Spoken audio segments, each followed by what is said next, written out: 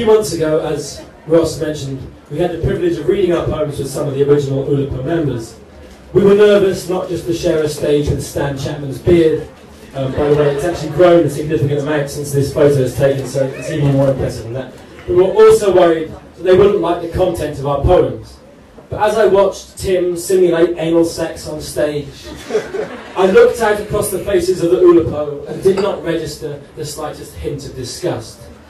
How can I be so patronising? These are the avant-garde. Nothing so trivial as content could offend them. So, after stepping off stage, I waited expectantly to be drawn into a warm, beardy embrace, and the words, "Welcome, friend, to the Oulipo," whispered into my ear. The theatre curtains, I imagined, would be drawn back to reveal a secret Oulipian world. We would step through and discover a land where each morning you choose one vowel and use no others for the rest of the day. Good morrow, Ross.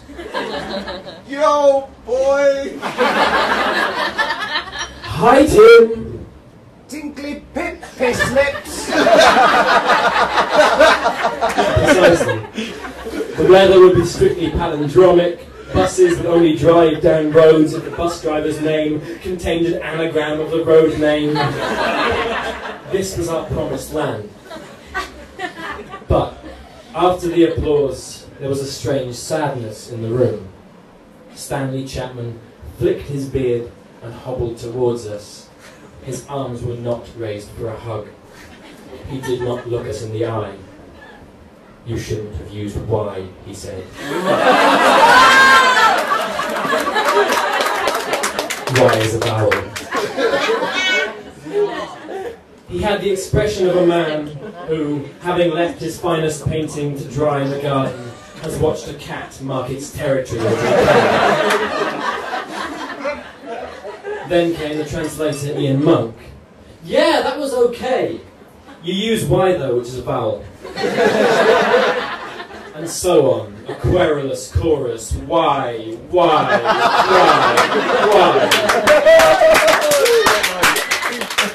as we ran from the Calder bookshop. Apparently, we cheated. Just when I thought I'd won experimental literature, they changed the rules at the last minute. In a drunken team talk later that night, we discussed our options. Should we go back through the poems and try to de-why them? Should we just start again? Who could we blame? Our schools, our parents, each other? No, the answer was more simple than that. Take the feelings of bitterness and rejection and channel them into a campaign for which we are currently printing t-shirts. Don't suppress the why. Yeah. It is a timely message, like 20 years ago when Flavor Flav said, "Don't believe the hype." We invented our own rules when we started writing these poems. We gave the why to ourselves as a gift. And if the Oulipo are going to be snippy about it, then I'll ask them this. Where are the poems that only use W as a vowel? That's right, clever clogs. There are two words that only use W as a vowel. Cum and kurth. Admittedly, both have their origins in Welsh, but they're in the dictionary. So how about a poem in W?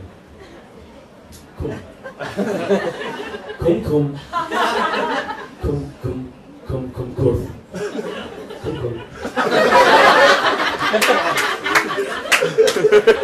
This poem is not as rude as you think it is. A cum is a steep, bowl-shaped hollow occurring at the upper end of a mountain valley. What's that? So, any more W button? All of which brings me to my final new vocalism, which is in U.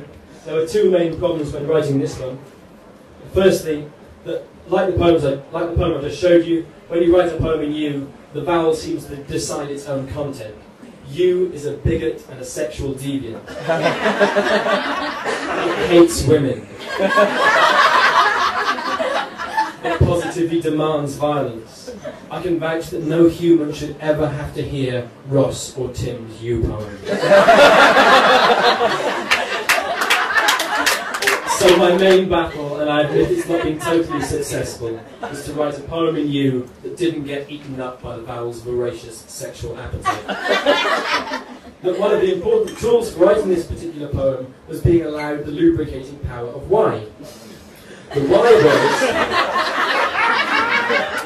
Y words allowed you just that little bit of room to fight back against the U's dirty inclination. So here's my poem in U. It's called Bully Myths. Puny Hugh usurps Chunk. Chunk's thumbs crush skulls. Chunk's burps turn stuff rusty. Chunk upturns rugby scrums. Chunk mugs thugs. Chunk spurns hugs. Chunk culls cuddly ducks. Chunk hunts bulls. Chunk duffs up Zulu cults. Chunk funds Ku Klux Lynch clubs. By brunch, hungry Chunk gulps drugs uncut, chugs slurry, jug by jug, gulps yummy jugulums. Push-ups? Curls? Psh! Buff Chunk shuns gyms. Judy's cry, Mummy, Mummy, Chunk burnt my bunny hutch. Hugh, puny but plummy kung fu guru, jumps up. Such unjust stuff, Chunk. Why? Try my mucus. Hugh upchucks sputum. Chunk struck dumb by such pluck. Punch by punch. Hugh thumps dub rhythms up Chunk's tummy. Chunk butts, but Hugh ducks. Shrugs. Slugs Chunk. Skull spurts ruby syrup. Chunk huffs, puffs, blubs, succumbs. Truth hurts much, Hugh purrs, Chunk murmurs.